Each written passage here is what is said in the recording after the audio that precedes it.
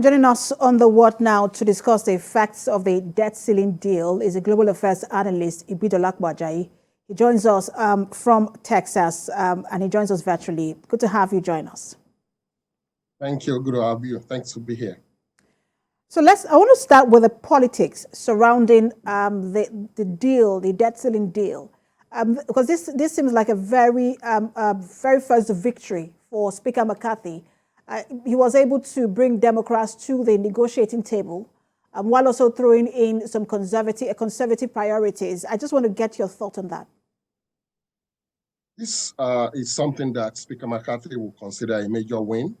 If you consider the fact that he went through a fractious vote to become Speaker of the House, he was actually under threat to not win that vote, and he had to do a lot of negotiations to become Speaker. So this for him will be something he can put on his lapel and say, you know, he got this done, and it's a big deal for him, especially since they are able now to have the government restrict some of the spending they will have been making. For example, student loan forgiveness, which the government had been working on, is now put on hold. So students will now need to pay their loans again. You know, so he got some of the things he wanted. He didn't get everything, but I think he will claim more victory than the White House would on this deal. But this, just like his speakership race, this was also a very contentious vote, because he failed to win over some Republican hardliners who are grumbling that they secured too few concessions in exchange for raising the debt limit. Some of them are now saying, look, they are going to try and replace him. I mean, what could this mean for him? It's still, you know, dangerous grounds for him. He's still working on a minefield. He will never really satisfy everybody in his conference, because at the end of the day, you know, you have to deal with two separate factions of your own party, and you would hardly ever be able to fulfill all their demands. So just having this horse trading within his party and for him to be able to get this deal done was really big, because it was really, really on the track. They actually thought that they could use this to torpedo his speakership. So for him to be able to bring the Democrats to the table and enough members from his own party to get this vote done was really crucial, because the U.S. government cannot go into default. That will not only rock the U.S. economy and plunge it into recession, it will affect the global economy. So he knows what's at stake. And if we think about it, we're facing an election year come 2024, and you know, the chances of his party will also be affected. So it was in his best interest to make sure that he brought enough members of the GOP House to give him enough votes to win this. And we've seen in the U.S. how president after president fight and battle to raise the legal limit on the amount of debt issued by the Treasury. And periodically they are able to raise it. But one wonders how, what can be done actually to avoid a repeated standoff. It's a never-ending process, and you're absolutely right. This is something that we will visit again next year. Or when another president comes in, and it's just something about how the U.S. economy functions. It functions on borrowing, and the important thing is that, you know, the investors, they know that this is borrowing that is backed by the U.S. Treasury through bonds and all the instruments that they use. So there's a lot of confidence in that. So, you know, just like anyone that uses a credit card, it's the same thing with the U.S. government. As you mentioned, you know, there has to be some agreement on how they actually balance this with, you know, spending with the revenues that the government actually brings in. So they have to face this at some point, because they cannot continue increasing the debt ceiling every time that the U.S. is looking like it's going to default on its loans. Right now, they've moved it, you know, they've pushed the window for another 2 years. So they've kicked the ball 2 years down the line, and it will be visited again at that time. So it's something that they need to come to terms with. Both parties need to really decide, you know, where does this stop? And, you know, and figure out how to position the U.S. economy from one that's increasingly borrowing to actually reducing their debt.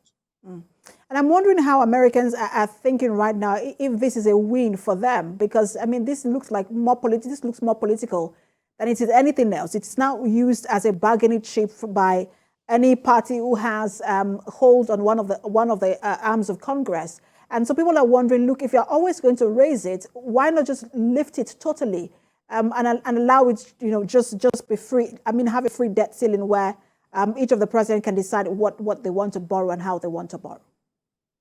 Well, that kind of depends on which side of the spectrum you're on. The Republicans will be, those who are, who support Republicans will feel like, they've been able to curb the excesses of Democrats from doing a lot of their social welfare spending.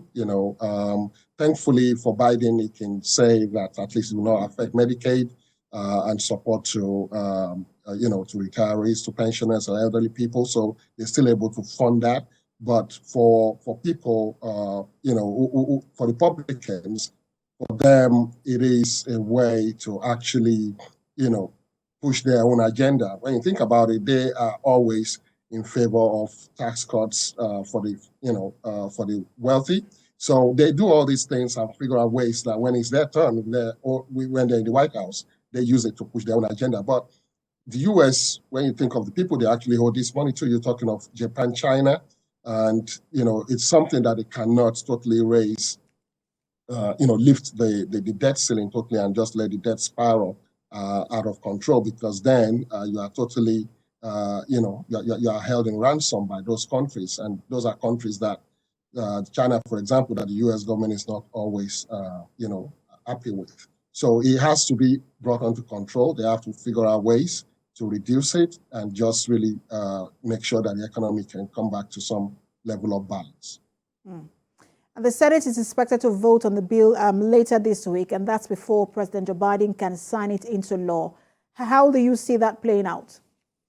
It's going to be tricky because, it's a narrow lead, a narrow majority for the Democrats.